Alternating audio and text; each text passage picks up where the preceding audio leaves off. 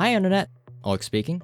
In my older videos, I covered basic drift types like spin drifting or soft drifting, but one thing I didn't really cover that well was how to practice them or where to use them. Since then, we've made more complex tutorials covering a variety of different topics, but today I want to roll back and do a little bit of a simpler video explaining what are the different type of drifts for inside drifting bikes and when you should use what.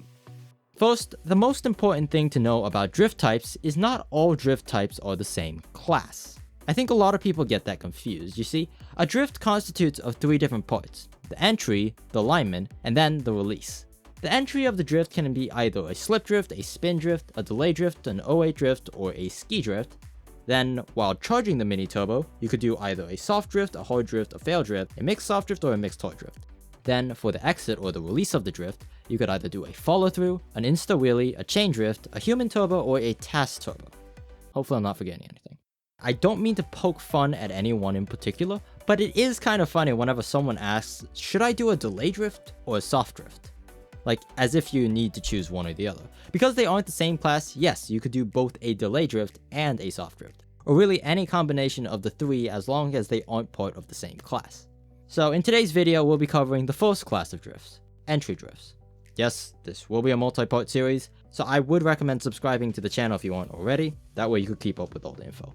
Anyway, first, an 08 drift. An 08 drift gets its name because this was the drift everyone used back in 2008. How you do an 08 is by pressing the drift button at the same time you input a direction on your control stick. So basically what most normal people do instinctively. In the modern era, however, this drift is only used for specific turns that are fairly sharp, but not quite sharp or long enough that you have time to get another drift. So common examples include the Red Room on Toad Factory and the last two turns on GBA Bowser's Castle 3. After 2008, players ditched the 08 and began doing delay drifts, which is the most common drift that you'll see players use online today. Instead of pressing the drift and inputting a direction at the same time, you'll instead want to input a direction after you press the drift button but before your character touches the floor. As if you input a direction too late, you'll drift lock yourself. A long time ago when I was labbing the delay drift, I honestly thought the reason the delay drift was faster than the 08 was because you spend more time going forward and less time charging the drift. However, I soon found out that the real reason is because it gives you a much better alignment for turns either 90 or less than 90 degrees. Fun. Examples for this drift include actually like 90% of the turns in this game. The first turn on Luigi Circuit comes to mind, the first turn on Mushroom Gorge, first turn on DK Summit, first turn on Coconut Mall, first turn on GBA Bowser's Castle 3. Like I said, most turns in this game. If you don't know what drift to use online, it's really hard to go wrong with this one. The next drift down is the slip drift. A slip drift is done by pressing the drift button while in a pocket of air. Obviously, this is not possible on flat track, so yes, that makes this drift a bit more situational, but it is a faster way of taking a turn as you spend less time in the air. In case you didn't know, air time is slower than ground time, except in very specific situations, like the Rainbow Road Moon Jump. Examples for slip drifts include Moonview Highway right after the Horseshoe, the Goomba area on Koopa Cape, and if you want a bigger example, the Shroomless Lake Cut on Toad Factory. When people learn about different drift types in the game, I think the first one that most people gravitate toward is the spin drift, and I honestly don't know why. Maybe it's the name, maybe it's the reputation, whatever it may be. How you do a spin drift is by starting with an 08 drift, then while your character is still airborne, you're gonna tap the opposite direction on your control stick, preferably as quickly as you can. What this does is it makes your character tilt a bit more in the opposite direction that you're drifting. So if your alignment is slightly too close to a wall or corner, you could spin drift around obstacles like that. Also, it does have another niche use case. I'm talking of course about the Mushroom Gorge gap jump. Due to the way that bikes tilt in the opposite direction of what you're drifting, and bikes when they drift, they naturally lean over, what this means is you'll get a bit more air than you normally would, making certain situations like the gap jump a little easier. But for the most part, spin drifting is used as a recovery tool, not for general everyday use. Examples include the last turn on SNES Ghost Valley 2, and the shortcut turn on Moo Moo Meadows if you have a bad alignment.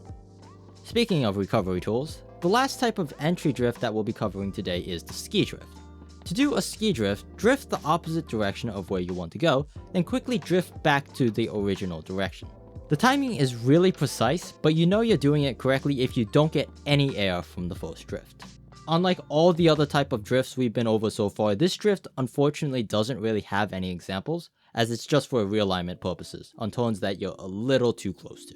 But if you are going to practice, I would recommend starting out with the spear to get a feel for the timing, as for some odd reason I noticed, at least for me, doing a ski drift is a little easier with the spear.